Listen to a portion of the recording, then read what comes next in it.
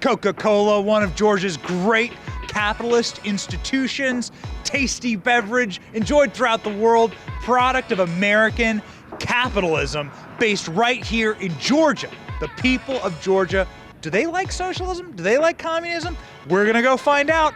This week on Benny on the Block. I can't wait to hear what they have to say. Let's go.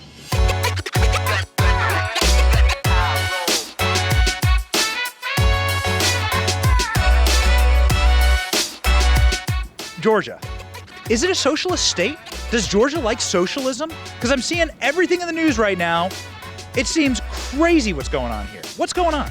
Hollywood's trying to move to Georgia, that's why. Interesting. Yeah, it's not actually true Georgians. Interesting. So you're saying that this is like what's happening to Texas, right? Where like everyone's like fleeing the blue states and coming here because life is good? Yeah, but I mean, you come to a red state and then vote blue, you're gonna turn it to where you're escaping from. It makes no sense. Some men just want to watch the world burn. Georgia is very political right now, right? Everyone's talking about Georgia and politics. What do you think about socialism? I mean, so me as a child still, like a teenager, I feel like it's not really like affecting me. Sure, Jan. But you're both working. They're on their way to TJ Maxx to sell more of these incredible jackets. You're both working. Do you want more or less of your paycheck to take home? More, for sure. Yeah. Oh, they do take out a lot of taxes. Yeah. Isn't that amazing? Like when you say, I remember my first job, I'm like, what the hell? They do take out a lot of taxes. And somebody, I think they was from out of state, and they was like, what is y'all tax percentage? We said 8.9. And they was like, what? It's 6 something where we from. And I think they was like from Louisiana. Yeah. Or something like that. But yeah, they do take out a lot of taxes. I don't like that part either. Yeah, me. What? Guy in a suit? No! It's a tax collector! Hey there, SpongeBob! Once they get a job and have to actually pay for things themselves, you might get a different answer. When you start paying taxes, you're no longer a communist. Once you see that paycheck and you look and agreed. Okay, so you're from Canada. Is Canada socialist? Because a lot of Americans are like, Canada's socialist. Yeah, we're getting there. Yeah, we're borderline socialists. How's it working out for you? Not great. Higher cost of living. Healthcare, although it's universal, it's not universally great. You know, lots of wait times and stuff like that. So yeah, inflation a little higher. People think it's wonderful, but it's not that great. How much postage does it take to send a letter to Canada? Who's it going to? Canada. It says, Dear Canada, you. What do you think about socialism and communism? What do you think about it? I really don't believe in none of that stuff. I just remain a free soul and just beat to my own tone, you know. No more power for the government, right? No more power to the government, though. Power, anti-government, anti-all of that. Freedom of speech, freedom of the people, that's all that matters. And, you know, that's my right as an American citizen. You have 2 beautiful kids here. I just had a daughter. I'm thinking about this all the time as a parent. How are you going to teach your kids about the difference between communism, socialism, capitalism? So I feel like you just have to have good like founding morals when it comes to like working for, you can't get given things, like, right? Like when a kid, most especially in this area, you know, you got a lot of money and near Atlanta, a kid will get out of school and they'll get a brand new car.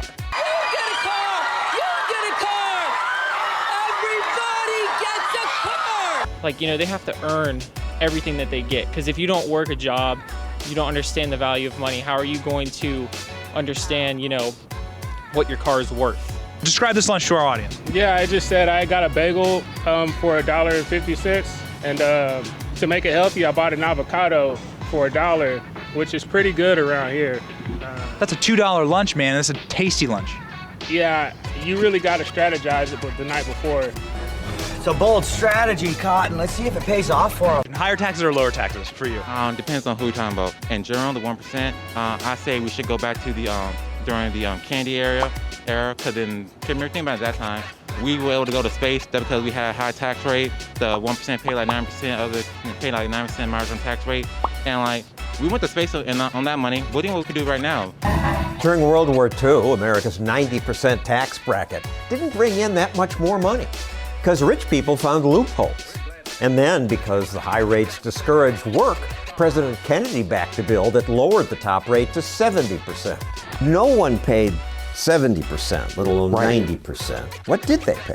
A millionaire on average would pay 41%. I worked at Wendys, and like I knew my job. Once they explained to me what I need to do, I did that, and like I didn't need a owner to tell me what to do. Do you think Wendys would work well under a socialist model? I think everything would work generally under a socialist model where I just thrive. Like the workers only meet production, so that so the workers will own the company. They will decide what to do. Owners are really unnecessary. Like they're just people with money who throws money at us. Money, money, this money, money, that profit will make me wallet fat.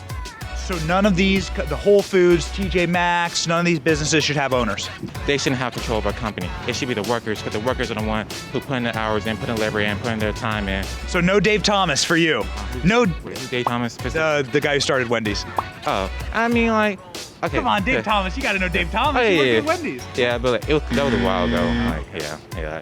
We have a pocket of socialists and communists who think that it should be one way, but most of Georgia and most of Georgians like capitalism, and they have conservative values.